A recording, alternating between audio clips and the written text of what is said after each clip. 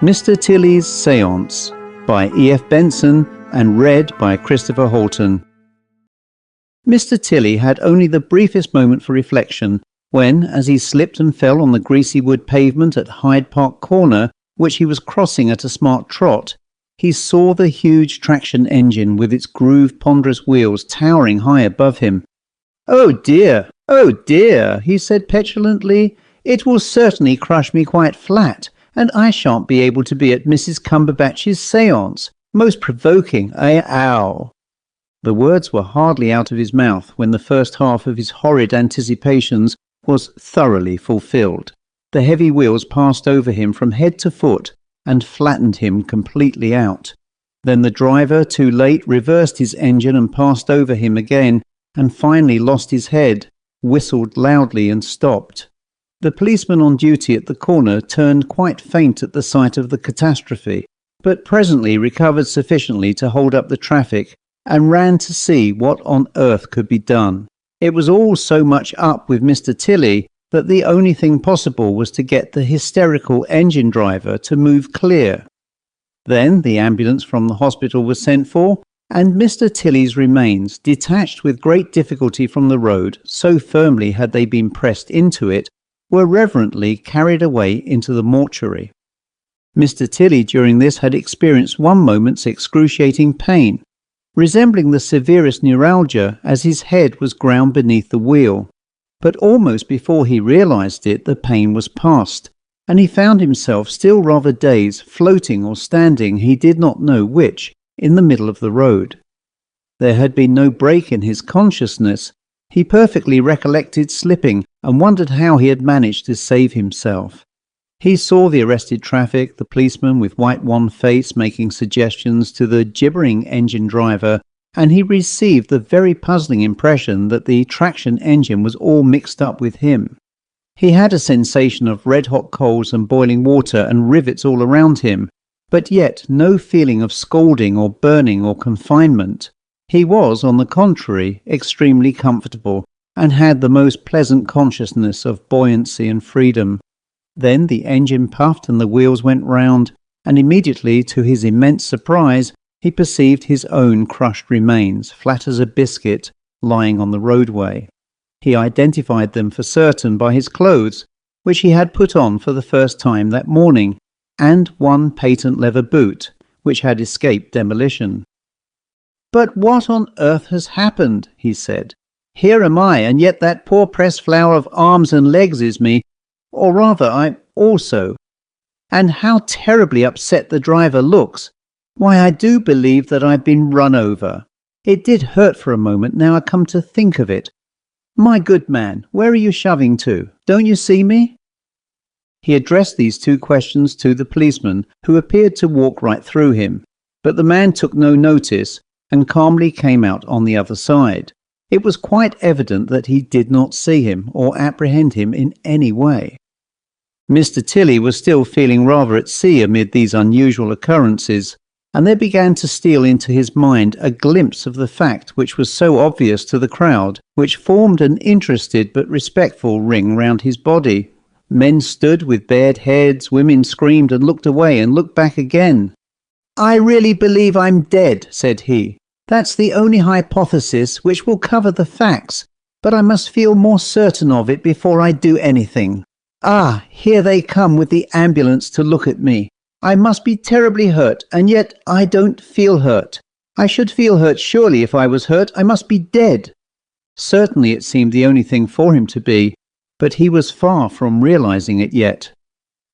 A lane had been made through the crowd for the stretcher-bearers, and he found himself wincing when they began to detach him from the road.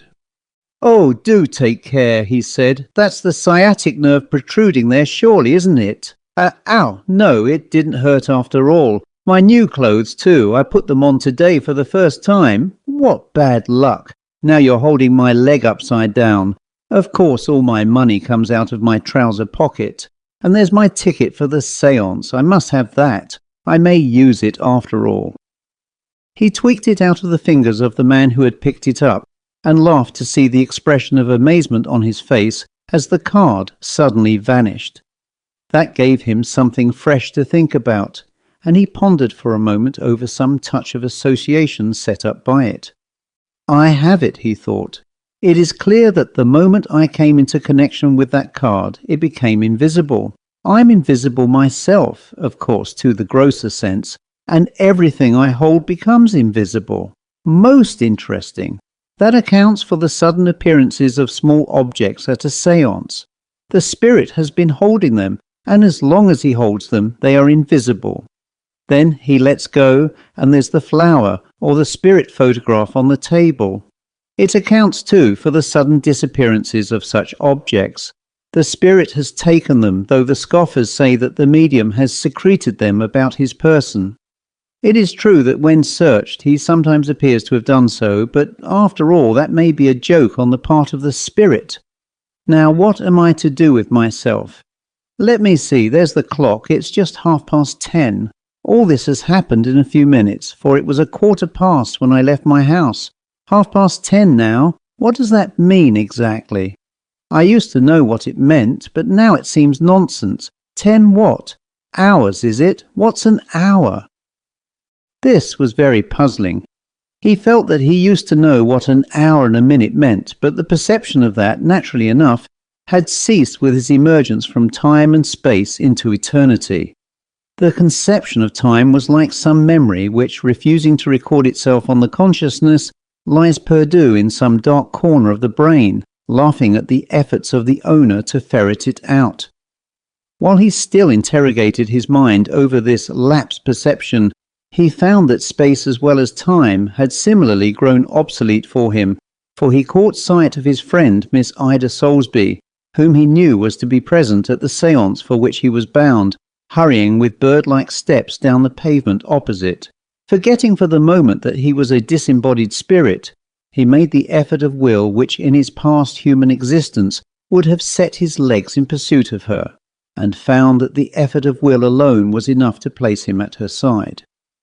"My dear Miss Solsby," he said, "I was on my way to Mrs. Cumberbatch's house when I was knocked down and killed. It was far from unpleasant, a moment's headache." So far his natural volubility had carried him before he recollected that he was invisible and inaudible to those still closed in by the muddy vesture of decay, and stopped short. But though it was clear that what he said was inaudible to Miss Solsby's rather large intelligent-looking ears, it seemed that some consciousness of his presence was conveyed to her finer sense, for she looked suddenly startled, a flush rose to her face, and he heard her murmur, "Very odd. I wonder why I received so vivid an impression of dear Teddy." That gave Mr. Tilly a pleasant shock. He had long admired the lady, and here she was alluding to him in her supposed privacy as dear Teddy. That was followed by a momentary regret that he had been killed. He would have liked to have been possessed of this information before, and have pursued the primrose path of dalliance down which it seemed to lead. His intentions, of course, would as always have been strictly honourable. The path of dalliance would have conducted them both, if she consented, to the altar, where the primroses would have been exchanged for orange blossom. But his regret was quite short-lived. Though the altar seemed inaccessible, the primrose path might still be open, for many of the spiritualistic circle in which he lived were on most affectionate terms with their spiritual guides and friends, who, like himself, had passed over. From a human point of view, these innocent and even elevating flirtations had always seemed to him rather bloodless, but now, looking on them from the far side, he saw how charming they were, for they gave him the sense of still having a place and an identity in the world he had just quitted. He pressed Miss Ida's hand, or rather put himself into the spiritual condition of so doing, and could vaguely feel that it had some hint of warmth and solidity about it. This was gratifying, for it showed that though he had passed out of the material plane, he could still be in touch with it. Still more gratifying was it to observe that a pleased and secret smile overspread Miss Ida's fine features as he gave this token of his presence. Perhaps she only smiled at her own thoughts, but in any case it was he who had inspired them. Encouraged by this, he indulged in a slightly more intimate token of affection and permitted himself a respectful salute, and saw that he had gone too far, for she said to herself, "Hush, hush," and quickened her pace, as if to leave these amorous thoughts behind. He felt that he was beginning to adjust himself to the new conditions in which he would now live, or at any rate was getting some sort of inkling as to what they were. Time existed no more for him, nor yet did space, since the wish to be at Miss Ida's side had instantly transported him there, and with a view to testing this further, he wished himself back in his flat. As swiftly as the change of scene in a cinematograph show, he found himself there and perceived that the news of his death must have reached his servants, for his cook and parlour-maid, with excited faces, were talking over the event. "Poor little gentleman," said his cook. "It seems a shame, it does. He never hurt a fly. And to think of one of those great engines laying him out flat. I hope they'll take him to the cemetery from the hospital. I never could bear a corpse in the house." The great strapping parlour-maid tossed her head. "Well, I'm not sure that it doesn't serve him right," she observed. "Always messing about with spirits he was, and the knockings and concertinas was awful sometimes, when I've been laying out supper in the dining room. Now perhaps he'll come himself and visit the rest of the loonies. But I'm sorry all the same. A less troublesome little gentleman never stepped, always pleasant too, and wages paid to the day." These regretful comments and encomiums were something of a shock to Mr. Tilly. He had imagined that his excellent servants regarded him with a respectful affection as befitted some sort of demigod, and the role of the poor little gentleman was not at all to his mind. This revelation of their true estimate of him, although what they thought of him could no longer have the smallest significance, irritated him profoundly. "I never heard such impertinence," he said, so he thought, quite out loud, and still intensely earthbound, was astonished to see that they had no perception whatever of his presence. He raised his voice, replete with extreme irony, and addressed his cook. "You may reserve your criticism on my character for your saucepans," he said. "They will no doubt appreciate them. As regards the arrangements for my funeral, I have already provided for them in my will, and do not propose to consult your convenience. At present—" "Law," said Mrs. Inglis, "I declare I can almost hear his voice, poor little fellow. Husky it was, as if he would do better by clearing his throat. I suppose I'd best be making a black bow to my cap. His lawyers and what not will be here presently." Mr. Tilly had no sympathy with this suggestion. He was immensely conscious of being quite alive, and the idea of his servants behaving as if he were dead, especially after the way in which they had spoken about him, was very vexing. He wanted to give them some striking evidence of his presence and his activity, and he banged his hand angrily on the dining room table, from which the breakfast equipage had not yet been cleared. 3 tremendous blows he gave it, and was rejoiced to see that his parlour-maid looked startled. Mrs. Inglis's face remained perfectly placid. "Why, if I didn't hear a sort of rapping sound," said Miss Tolton, "where did it come from?"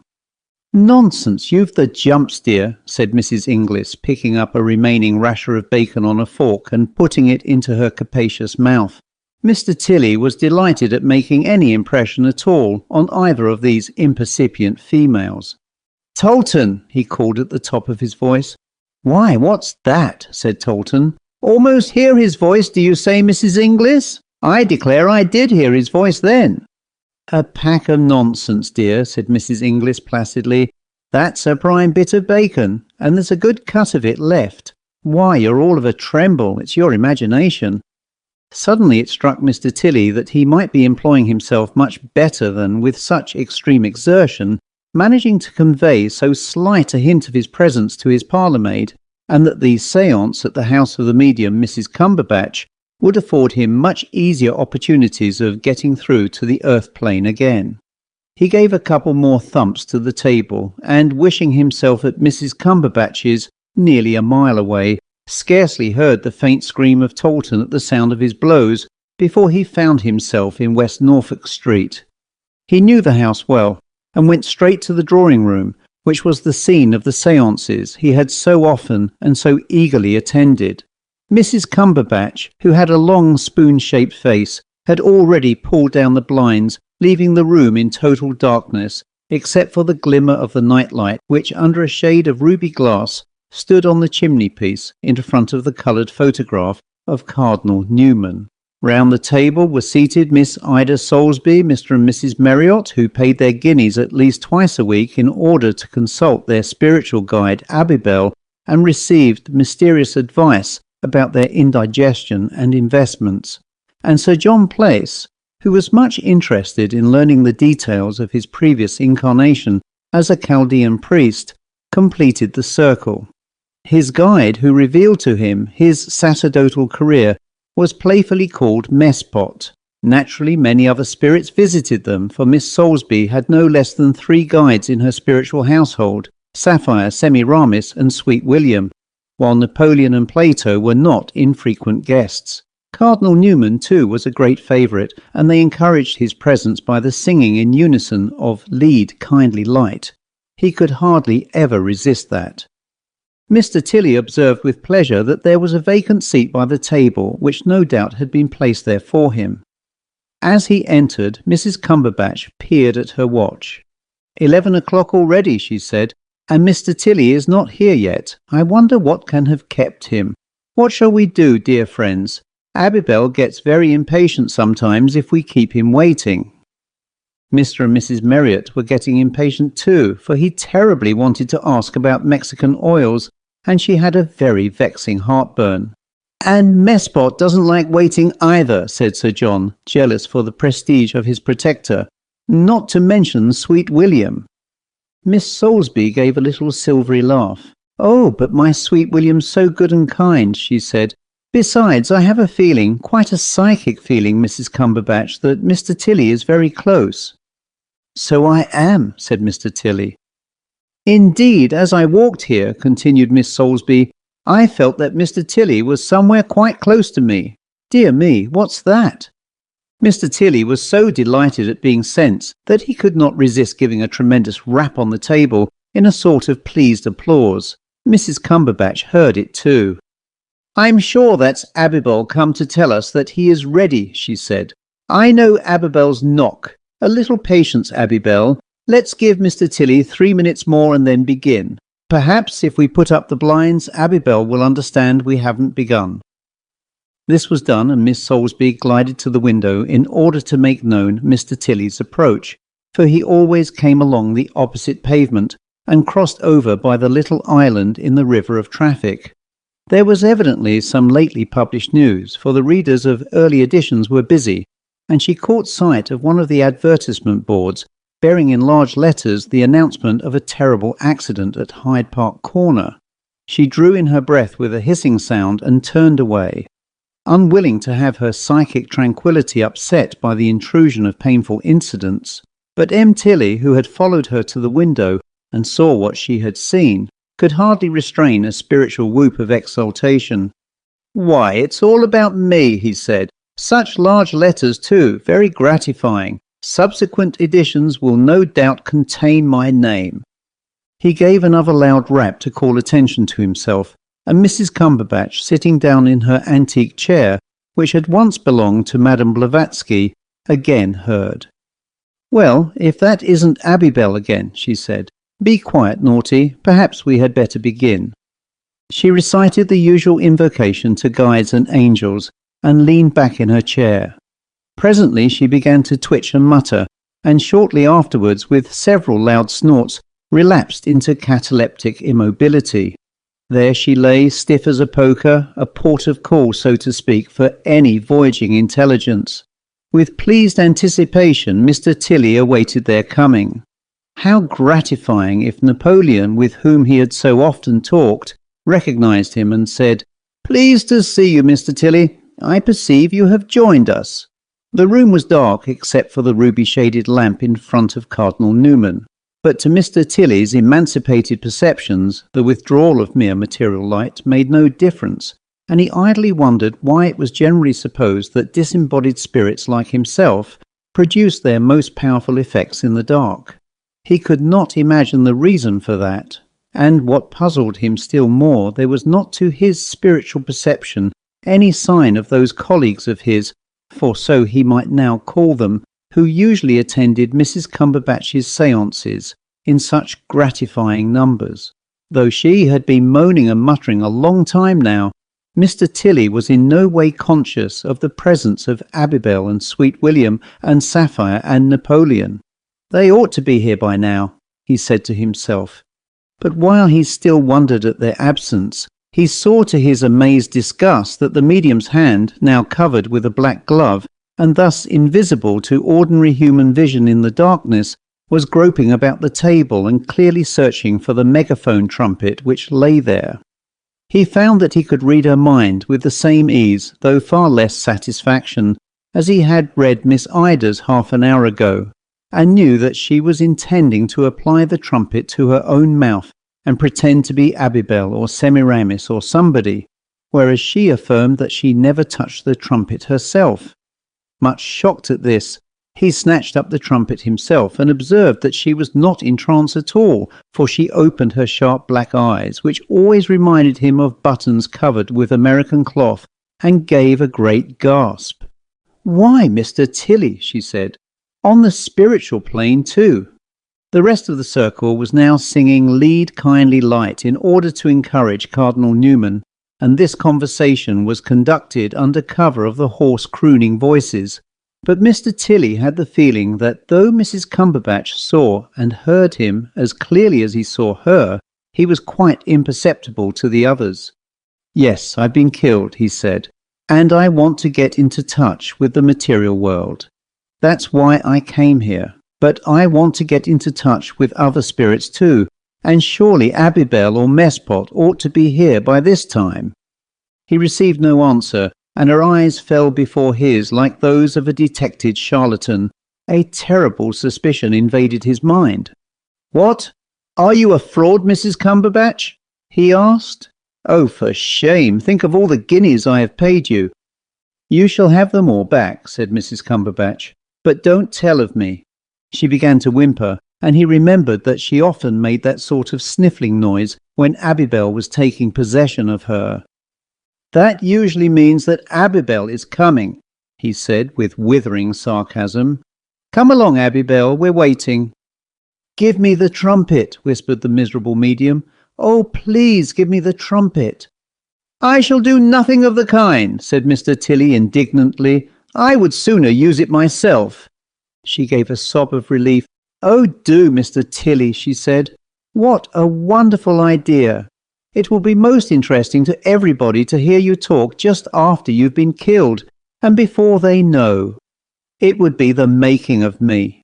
And I'm not a fraud, at least not altogether. I do have spiritual perceptions sometimes. Spirits do communicate through me. And when they won't come through, it's a dreadful temptation to a poor woman to supplement them by human agency. And how could I be seeing and hearing you now and be able to talk to you so pleasantly, I'm sure, if I hadn't supernormal powers? You've been killed, so you assure me, and yet I can see and hear you quite plainly. Where did it happen, may I ask, if it's not a painful subject?" "Hyde Park Corner half an hour ago," said Mr. Tilly.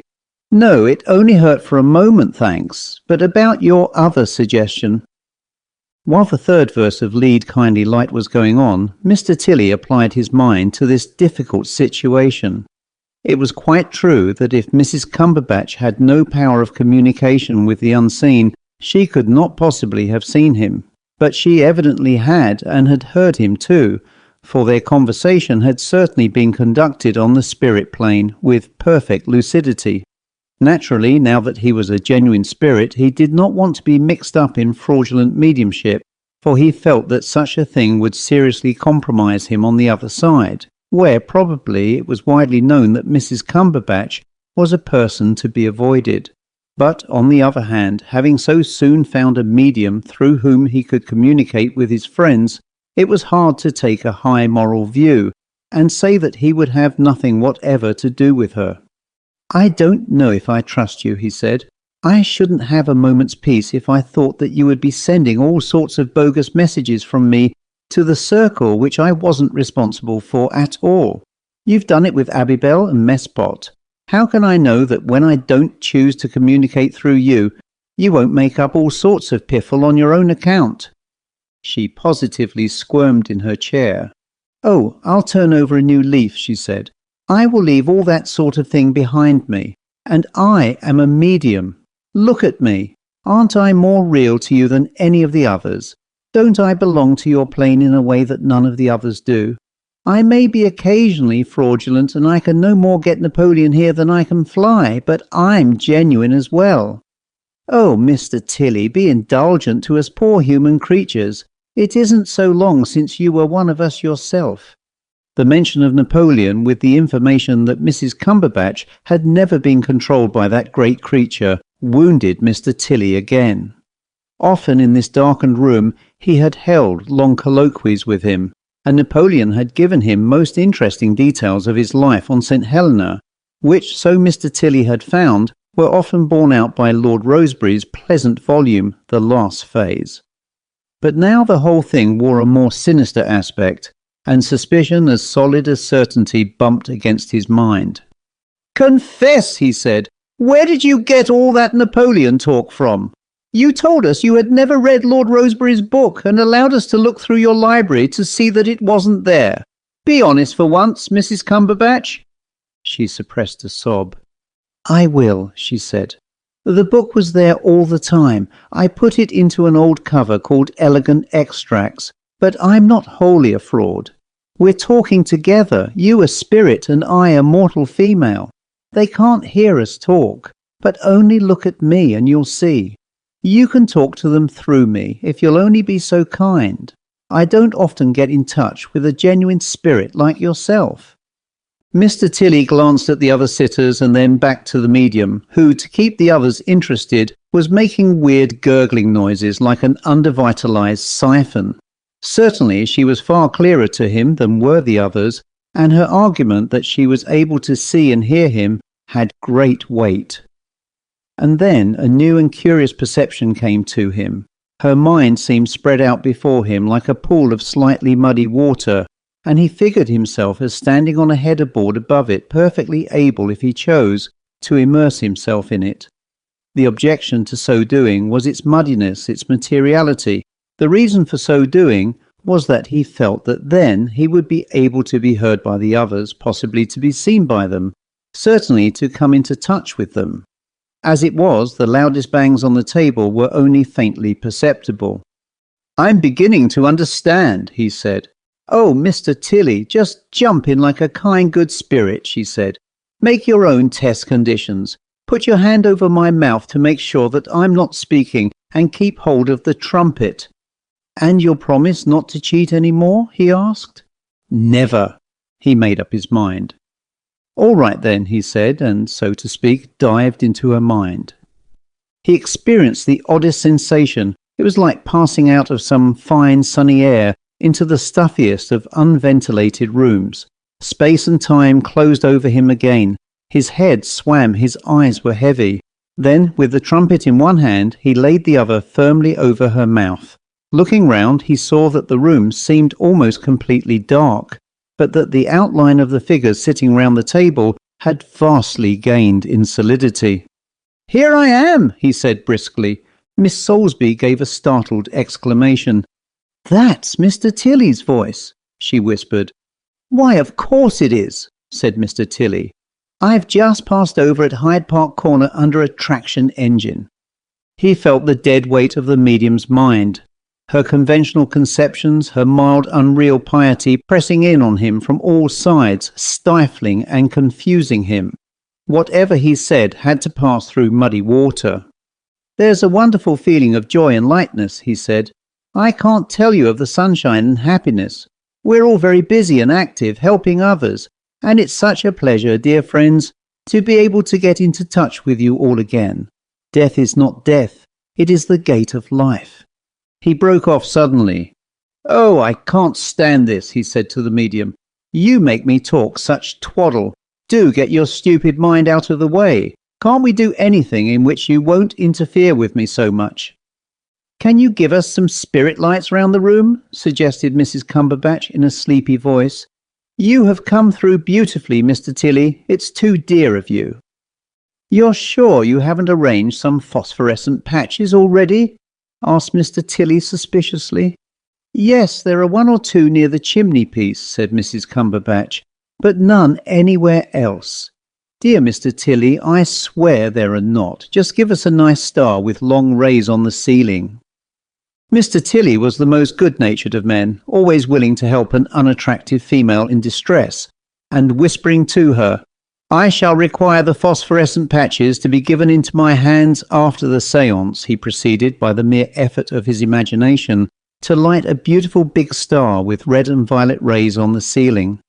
Of course, it was not nearly as brilliant as his own conception of it, for its light had to pass through the opacity of the medium's mind, but it was still a most striking object, and elicited gasps of applause from the company. To enhance the effect of it, he intoned a few very pretty lines about a star by Adelaide Ann Proctor, whose poems had always seemed to him to emanate from the topmost peak of Parnassus. "Oh, thank you, Mr. Tilly," whispered the medium. "It was lovely. Would a photograph of it be permitted on some future occasion, if you would be so kind as to reproduce it again?" "Oh, I don't know," said Mr. Tilly irritably. "I want to get out. I'm very hot and uncomfortable, and it's all so cheap." "Cheap?" ejaculated Mrs. Cumberbatch. "Why, there's not a medium in London whose future wouldn't be made by a real genuine star like that, say, twice a week." "But I wasn't run over in order that I might make the fortune of mediums," said Mr. Tilly. "I want to go. It's all rather degrading, and I want to see something of my new world. I don't know what it's like yet." "Oh, but Mr. Tilly," said she, "you told us lovely things about it, how busy and happy you were." "No, I didn't. It was you who said that. At least it was you who put it into my head." Even as he wished, he found himself emerging from the dull waters of Mrs. Cumberbatch's mind. "There's the whole new world waiting for me," he said. "I must go and see it. I'll come back and tell you, for it must be full of marvellous revelations." Suddenly he felt the hopelessness of it. There was that thick fluid of materiality to pierce, and as it dripped off him again, he began to see that nothing of that fine, rare quality of life, which he had just begun to experience, could penetrate these opacities. That was why, perhaps, all that thus came across from the spirit world was so stupid, so banal. They of whom he now was one could tap on furniture, could light stars, could abound with commonplace, could read as in a book the mind of medium or sitters, but nothing more. They had to pass into the region of gross perceptions in order to be seen of blind eyes and be heard of deaf ears. Mrs. Cumberbatch stirred. "The power is failing," she said in a deep voice, which Mr. Tilly felt was meant to imitate his own. "I must leave you now, dear friends." He felt much exasperated. "The power isn't failing," he shouted. "It wasn't I who said that." But he had emerged too far, and perceived that nobody except the medium heard him. "Oh, don't be vexed, Mr. Tilly," she said. "That's only a formula, but you're leaving us very soon. Not time for just one materialization? They are more convincing than anything to most inquirers." "Not one," said he. "You don't understand how stifling it is even to speak through you and make stars. But I'll come back as soon as I find there's anything new that I can get through to you. What's the use of my repeating all that stale stuff about being busy and happy? They've been told that often enough already. Besides, I have got to see if it's true. Goodbye. Don't cheat any more." He dropped his card of admittance to the séance on the table and heard murmurs of excitement as he floated off. The news of the wonderful star and the presence of Mr. Tilly at the séance within half an hour of his death, which at the time was unknown to any of the sitters, spread swiftly through spiritualistic circles. The Psychical Research Society sent investigators to take independent evidence from all those present, but were inclined to attribute the occurrence to a subtle mixture of thought transference and unconscious visual impression when they heard that Miss Solsby had a few minutes previously seen a newsboard in the street outside recording the accident at Hyde Park Corner. This explanation was rather elaborate, for it postulated that Miss Solsby, thinking of Mr. Tilley's non-arrival, had combined that with the accident at Hyde Park Corner, and had probably, though unconsciously, seen the name of the victim on another newsboard, and had transferred the whole by telepathy to the mind of the medium. As for the star on the ceiling, though they could not account for it, they certainly found remains of phosphorescent paint on the panels of the wall above the chimney-piece, and came to the conclusion that the star had been produced by some similar contrivance. So they rejected the whole thing, which was a pity, since for once the phenomena were absolutely genuine. Miss Solsby continued to be a constant attendant at Mrs. Cumberbatch's séance, but never experienced the presence of Mr. Tilley again. On that the reader may put any interpretation he pleases. It looks to me somewhat as if he had found something else to do. The end.